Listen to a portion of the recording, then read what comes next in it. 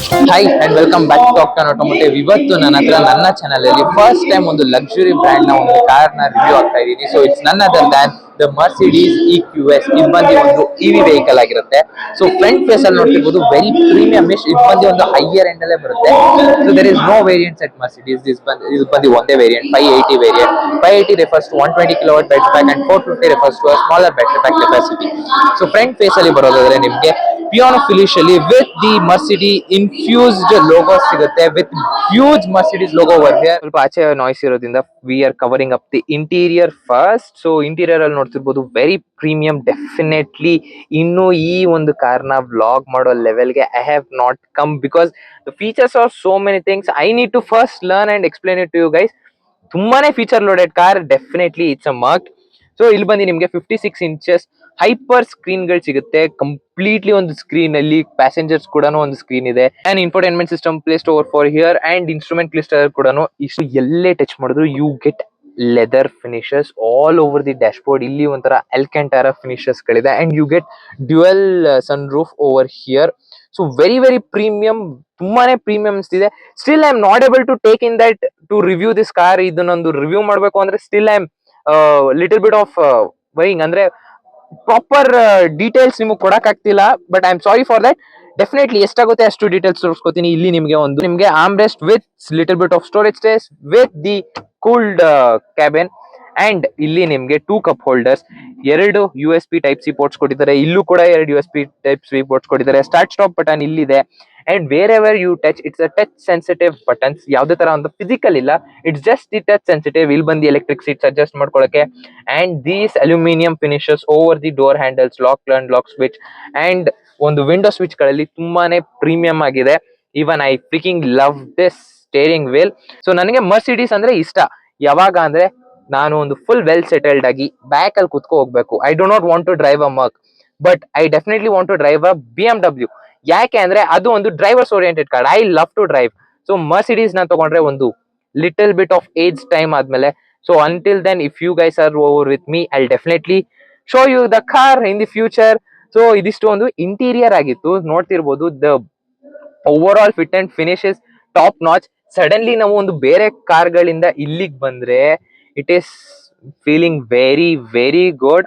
This is the first time ever I am doing a premium segment car review over here. So ಎಲ್ಲ ಏನೇನೊಂದು features ಇರಬೇಕು ಪ್ರತಿ ಒಂದು ಇದರಲ್ಲಿದೆ. I am not able to compare it to other cars because I have done review of small cars, ಒಂದು mid range cars ಗಳು ಮಾಡಿದೀನಿ. This is the first time doing high end ಇಂದ. ನನಗೆ ಯಾವ್ದ್ರ ಜೊತೆ ಕಂಪೇರ್ ಮಾಡ್ಬೇಕು ಅಂತಾನೂ ಗೊತ್ತಾಗ್ತಿಲ್ಲ. ಪ್ರತಿ ಒಂದು ಇದೆ. ಟೈಮ್ಲೆಸ್ IRVMs ಆಗಿರ್ಬೋದು, ಟಚ್ ಸೆನ್ಸಿಟಿವ್ ಆಗಿ ಸನ್ ರೂಫ್ ಬ್ಲೈಂಡ್ ಓಪನ್ ಆಗಿರ್ಬೋದು, LED ಹೆಡ್ ಲ್ಯಾಂಪ್ಸ್ ಗಳು, LED ಟೈಲ್ ಲ್ಯಾಂಪ್ಸ್ ಗಳು, LED ಕ್ಯಾಬಿನ್ ಲೈಟ್ಸ್ ಗಳಾಗಿರ್ಬೋದು ಅಂಡ್ ಒಂದು complete surround system of speakers ಗಳು ಇದರಲ್ಲಿದೆ. ಸೊ ಒಂದು 450 ವೇರಿಯಂಟ್ ಹೋಗೋದಾದ್ರೆ ಅದರಲ್ಲಿ ನಿಮಗೆ 360 horse power and 855 Nm of torque ಸಿಗುತ್ತೆ. ಅದೇ ನೀವು ಅದು rear wheel drive.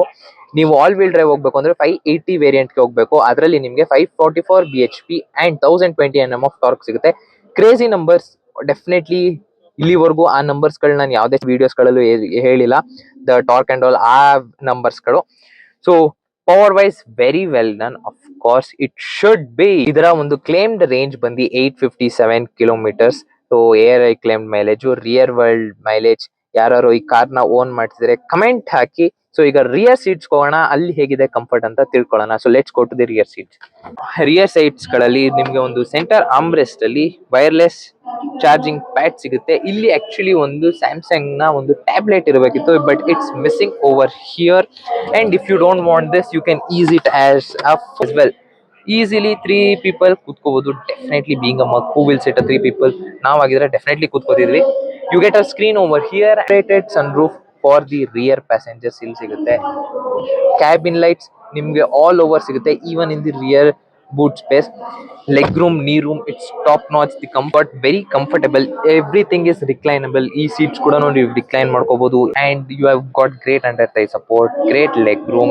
Even the knee room is very good. And even the head room is top notch. So rear seat comfort is very good.